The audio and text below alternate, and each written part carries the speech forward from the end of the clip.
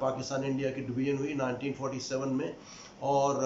اس وقت جو ہے کشمیر کی مسلم آبادی جو تھی وہ اباؤٹ 78 to 80%، 88% مسلمان تھی، اور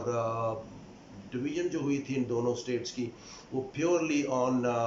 دی ریلیجس بیسس پہ ہوئی تھی، جس کو ہم ٹو نیشن تھیوری بولتے ہیں، کیونکہ ہمارا اسٹانس یہ تھا کہ ہمارا اٹھنا بیٹھنا، ہمارا کھانا پینا، ہمارا جینا مرنا وہ بالکل ڈفرینٹ ہے ہندوؤں سے، اس لیے ہم ایک ڈفرینٹ اسٹیٹ ہے، ایک ڈفرینٹ نیشن ہے۔ اس کے لیے آپ ایک اور بات ذہن میں رکھیے گا کہ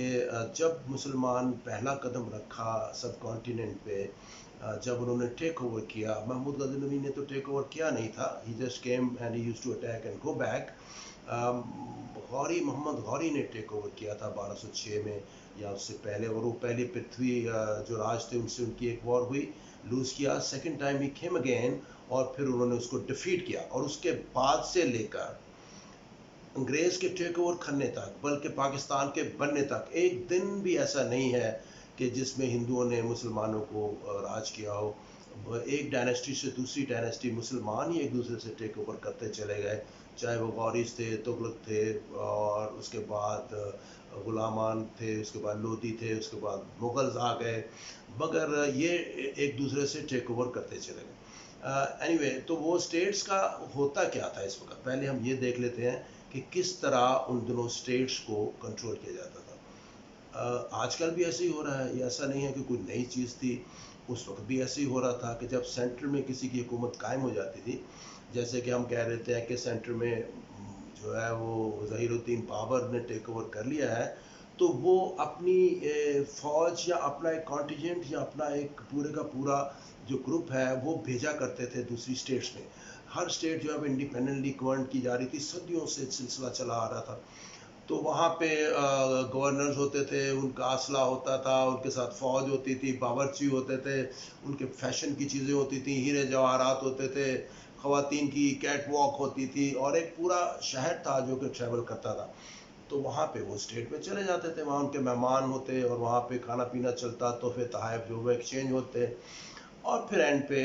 بادشاہ سلامت اس کو کہتے راجے کو کہ بھائی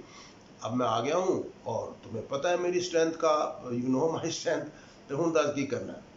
سیدھی سی بات تھی کہ یا تو تم ہمارے ساتھ معاہدہ کر لو اور ہماری سبجوگیشن میں، ہماری کمانڈ میں آ جاؤ، نہیں تو پھر جنگ کے لیے تیار ہو جاؤ اور ہم تمہیں خود ہی سارٹ آؤٹ کر لیں گے۔ آپ دیکھیے گا کہ ماڈرن ایج میں بھی یہی ہے۔ سیکنڈ ورلڈ وار کے بعد کیا ہوا، جب یہ دونوں ڈویژن ہوئی امریکہ میں اور رشیا میں، کولڈ وار سے پہلے جب انہوں نے جیت لیا الائٹ فورسز کو، تو جرمنی امریکہ نے لیا، جاپان امریکہ نے لیا، اسی طرح رشیا نے بہت سی اسٹیٹس لیں، تو ان میں سب سے پہلی شرط یہی تھی کہ تم اپنی فوج نہیں بنا سکتے، تمہاری فوج اور سیکیورٹی ہماری ذمہ داری ہوگی، باقی تم ڈیولپ کرو، حکومت اپنی کرو، اپنا بندہ چوز کر لو، اور اپنا جو بھی پروفٹ ہوگا اس میں سے ایک انسرٹن، تاکہ اس کی اکانومی بھی آپ کنٹرول کر لیں، اس کی سوشل لائف بھی آپ کنٹرول کر لیں۔ آلموسٹ یہی ان دنوں میں تھا۔ ایک اسٹیٹ پہ آپ چلے گئے، وہاں پہ جب آنے لگے تو ان کے کسی بچے کا، کسی بیٹی کا رشتہ لے لیا، یا پھر اپنا کوئی بیٹا، اپنا کوئی سپہ سالار جو بہت اعتماد وہاں چھوڑ گئے، تو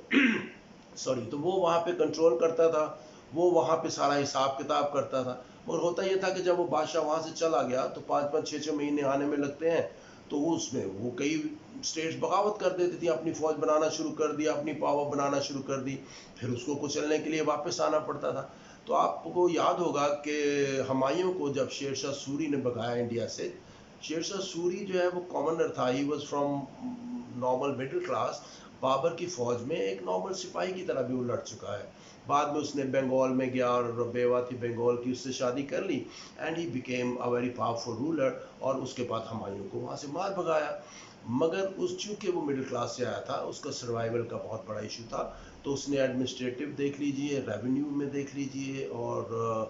ترسیلات میں دیکھ لیجئے، بہت بہت بڑے سے قدم اٹھائے جو کہ اس سے پہلے ہسٹری میں ہمیں نہیں ملتے۔